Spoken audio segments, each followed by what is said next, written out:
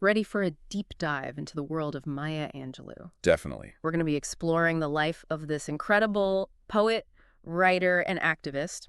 She really used her voice to uplift and inspire. Mhm. And we've got a stack of fascinating sources here. So get ready for a journey through her incredible life and her work. Yeah, it's really amazing how, her personal experiences really fueled her art. Yeah. She didn't just live through some, like, major moments in American history, but she processed them through her writing and created this, like, incredible tapestry of resilience and hope. All right, so let's start at the beginning. Born Marguerite Annie Johnson in 1928, and don't worry, we'll get to that name change a little bit later, but her early life, it was full of both joy and hardship. Yeah, and those early years, I think, they're really key to, like, understanding her work, right? Right.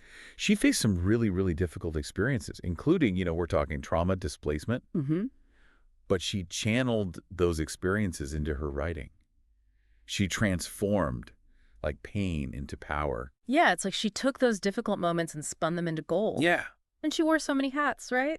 Singer, dancer, even a streetcar conductor for a bit. Exactly, and that's what makes her early life so fascinating. This wasn't just about surviving difficult times. It was about experiencing the world in all its complexities. Mm-hmm. She even toured with the opera Porgy and Bess, Yeah. and later became a calypso dancer in the 1950s. Wow. And these experiences, they weren't just, bullet points on her resume. They fed directly into her art. Yeah, that range of experience is incredible. Do you think that, like, her early years as a performer influenced her writing style later on? Absolutely. Her writing has this distinct rhythm and flow, almost a musicality to it. And I think her time as a performer, it's a big reason why her words resonate so deeply with readers. And then there's 1969, her groundbreaking autobiography, I Know Why the Caged Bird Sings. Yeah, this wasn't just a book. It was like a cultural earthquake. Yeah. Angelou took the deeply personal and just made it universally relatable. Mm. She explored, race, identity, trauma, all with this raw honesty that was, pretty revolutionary for the time, especially for a Black woman. Yeah, absolutely. And it became an instant classic and not some, dry autobiography that's relegated to, like, dusty library shelves. This was a book that sparked real conversations that were probably kept hush before that. Right. Do you think her work kind of changed how we even view the genre itself? Absolutely. Yeah. Angelou's work showed that autobiography wasn't just about, recounting facts and dates. Right. It was about revealing the human experience in all its messy glory. Yeah. She helped make it a powerful tool for social commentary, for self-discovery. Mm. And the best part, this is just the tip of the iceberg. Right. There were 6 more autobiographies to come. 7 in total. Wow.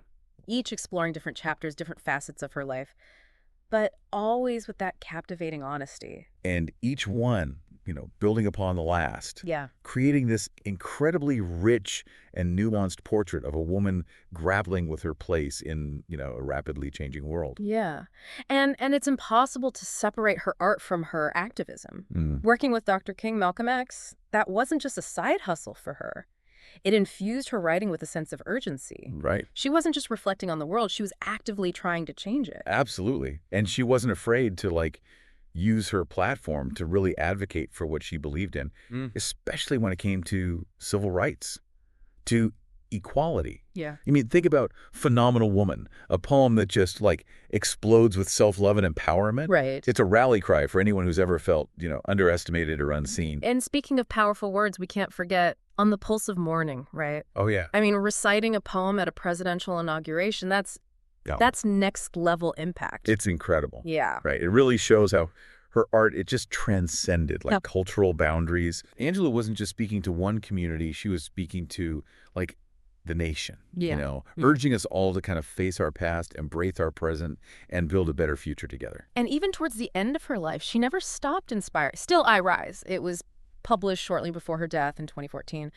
But it's like this anthem of resilience. It really encapsulates her legacy, doesn't it? Yeah. No matter what life, threw at her, she Yeah. rose above it, Yeah. transformed her pain into art, her experiences into wisdom, and, her voice became like a beacon of hope for countless others. Yeah, and it really makes you wonder, what would she think about her impact today? Yeah. Her work is studied in schools, it's quoted in speeches, it continues to inspire generations. I think it's a testament to the power of authenticity, of using your voice to speak your truth, even when it's hard, even when it's like uncomfortable. Yeah. And that's a message that will always be relevant.